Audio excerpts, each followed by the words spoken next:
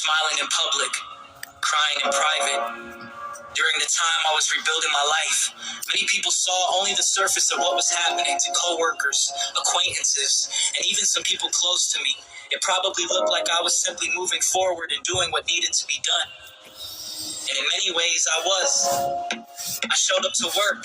I handled responsibilities. I kept pushing forward with the requirements that were expected of me. On the outside, I appeared strong and steady. But rebuilding your life after everything falls apart is not always a smooth process. There were moments when the emotional weight of everything I had experienced caught up with me. The separation from my children, the uncertainty about the future, and the pressure to prove that I could rebuild stability were always present in my mind. Some days I carried that weight quietly. Other days it felt heavier. There were nights when I allowed myself to release emotions that I had held in throughout the day. Crying in private didn't mean I was giving up. It meant I was processing everything that had happened and everything I was still working through. Healing does not happen all at once. It happens slowly, often in moments that nobody else sees. But every time I allowed myself to feel those emotions, I also reminded myself why I was continuing forward. Christian and William, they were the reason I refused to stop trying. Even during the hardest days, I knew that rebuilding my life meant facing the emotional parts of the journey as well as the practical ones. Strength is not about pretending everything is easy. Sometimes strength is simply continuing to move forward even when the path feels difficult. And that is exactly what I kept doing. Chapter 26. Brick by brick. Rebuilding a life does not happen overnight. It happens slowly, through decisions and actions that may seem small at the time, but eventually build something strong. For me, rebuilding meant focusing on the things that I could control. Showing up to work, handling responsibilities, following through with the requirements placed in front of me. Each day that I did those things, I was laying another brick in the foundation of the life I wanted to create. At first, progress felt slow. There were moments when it seemed like the distance between where I was and where I wanted to be was still very large. But rebuilding requires patience, it requires consistency, and it requires the willingness to continue, even when the results are not immediately visible. Every shift I worked, every responsibility I handled, and every step I completed towards stability became part of that process. Little by little, the chaos that had once surrounded my life began to fade. In its place, something new was forming. Structure, discipline, stability. I began to realize that rebuilding is not just about fixing what is broken. It is about creating something stronger than what existed before. Brick by brick, decision by decision, I continued building the life I wanted to give my children. The road was still long, but for the first time in a long while, I could clearly see the direction I was heading, and that direction was forward.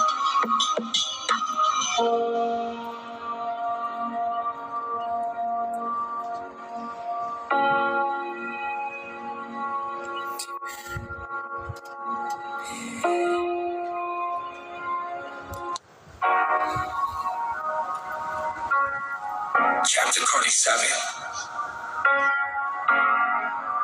Consistency over chaos. For a long time, chaos had been part of my everyday life. When instability surrounds you for long enough, it starts to feel normal. Problems appear suddenly, plans change quickly, and every day feels like a reaction to whatever challenge comes next. But rebuilding a life requires something very different. Consistency. Consistency is not dramatic. It doesn't create loud moments that stand out immediately. Instead, it quietly builds stability through routine and discipline. During that period of my life, I focused on showing up every day. I showed up to work, handle my responsibilities, and continue completing the requirements placed in front of me. Those actions might not have seemed extraordinary, but they were important. Each day I followed through on my responsibilities. I was proving something to myself. I was proving that my life no longer had to be controlled by chaos. I could create structure. I could build stability. One day at a time. Consistency began replacing uncertainty. The small habits I practiced daily slowly created a new rhythm in my life.